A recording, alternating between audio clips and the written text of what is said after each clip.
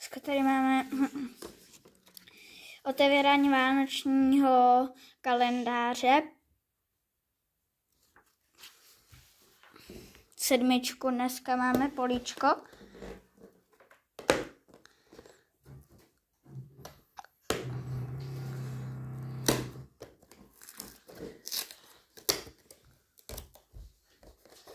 A dneska je tam zase popcorn.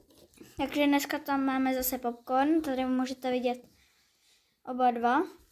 Je ten takový tvrdší. Můžeme vidět rozdíly. Myslím si, že teď tam nejsou skoro žádný. Jo. V pohodě. A všechny teda. Tady máme všechny.